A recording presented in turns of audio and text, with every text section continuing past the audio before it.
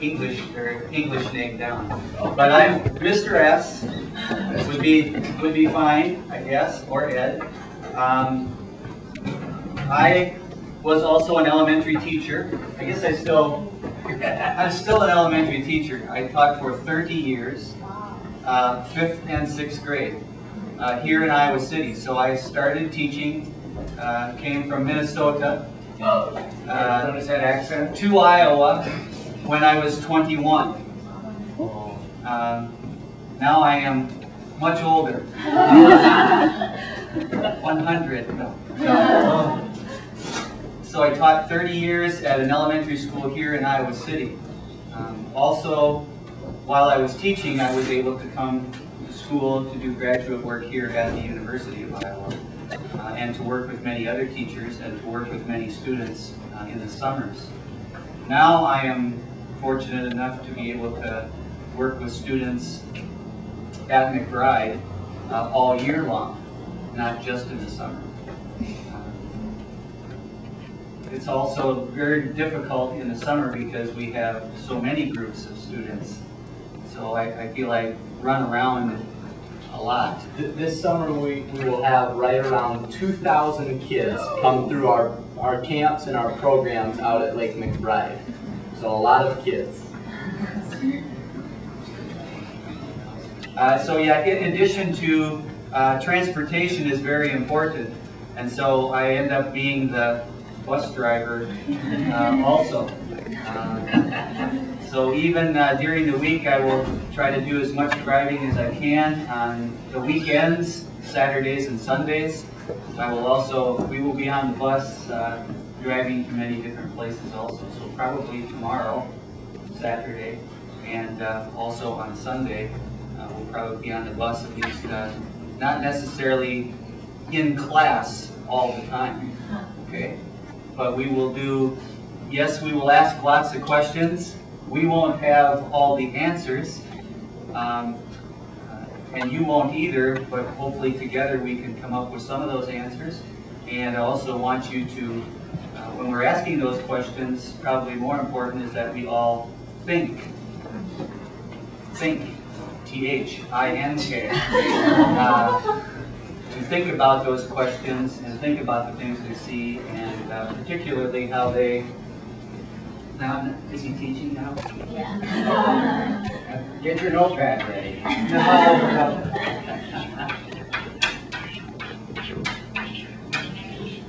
Cool. We will look particularly this part here, how some of these things are connected or joined together. Many, many pieces. How does the puzzle, how do they all fit together and connect? Questions and answers and our thinking helps us to put all those things together, particularly in the natural world. So I am definitely very interested in education, not just because Ed, E-D, the first two letters, but many people need to know a lot more about the natural world. Much more comfortable in here, but we need to know a lot about not just the science, but all those plants and animals that are out there. And it's the process with connections. It's the process. You ask a question, and then together we will all go through a process to find the answer. So just because it's not wrong to not have the answer. In school and education, lots of times you need to know the answer. They ask a question, you need to know the answer. Real education, real connections are where you seek to find the answer. You might find it that day, you might find it 3 weeks from now. But if you keep looking for that answer, you can find that answer if you keep learning every single day. So that's what we're looking to do here together. Ask questions and then strive together to find that answer, and we'll make connections through that. You might, not to contradict, but sometimes I think the answer is a problem. Mm-hmm. And that most answers probably are temporary understandings that we agree on. But I mean, our nature science person back there, I mean, some of us it takes 300 years to realize how stupid we were, but we're never around that long. I mean, and so most of our agreement we need to upfront say it's the best we can do now. And most people out there, yeah, I can see that. I see the evidence. And sometimes I think that answer, and actually Aaron did say the answer. So see, that's, Yeah. I mean, it's an answer. There's nothing wrong with the word, but we got to be careful that there is the right answer. And when you leave here in 2 weeks, you'll know all that we know. I don't even know for sure what any of us really know. But it's fun to find out, and it's fun, the interactions that happen, and the agreement. It's good that we can agree, but we better realize somebody else, someplace else, might have just 2 or 3 other pieces of evidence that are a little different. And arguments are good. I mean, I would hope that people's explanation, just because, I mean, we're all vain enough to think, if I see that, then can't the rest of you are so stupid you can't see it? Well, I don't know who's stupid. Okay, you got the question. Actually, when I was in the university, my professor always told us, don't think the answer. So when I am teaching, I don't ask the students to answer correct the answer. We always ask them 2 questions, so you don't need to afraid our students cannot ask questions. We will help them to ask questions. Yeah, perfect English is also our product. So someday my answer might be correct. Well, today some of my answers are wrong. Someday those answers might be, or today's answer will probably not be correct. We will find other reasons, other information, other data that will prove that our answer today was not necessarily the correct one.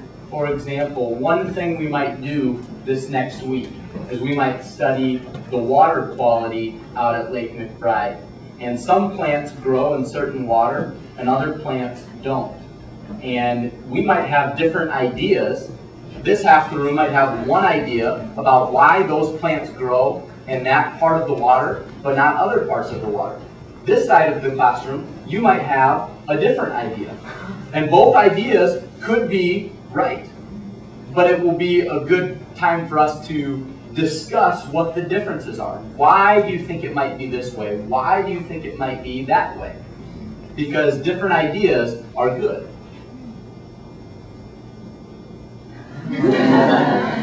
See, you turn, and then, but Ed wasn't ready.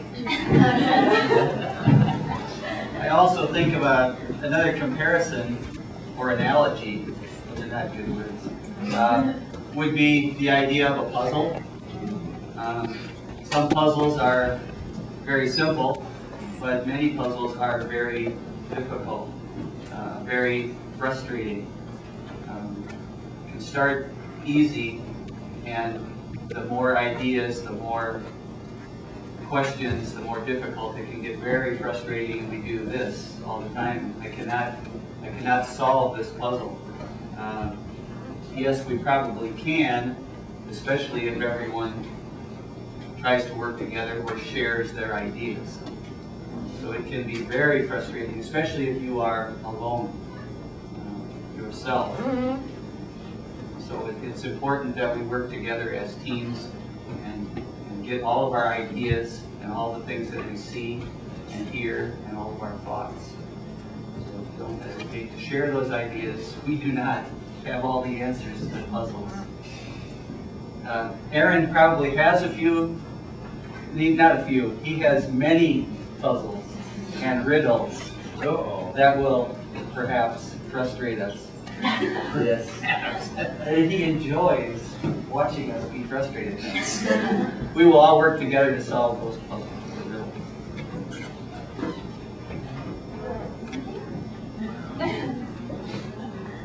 I think one big thing is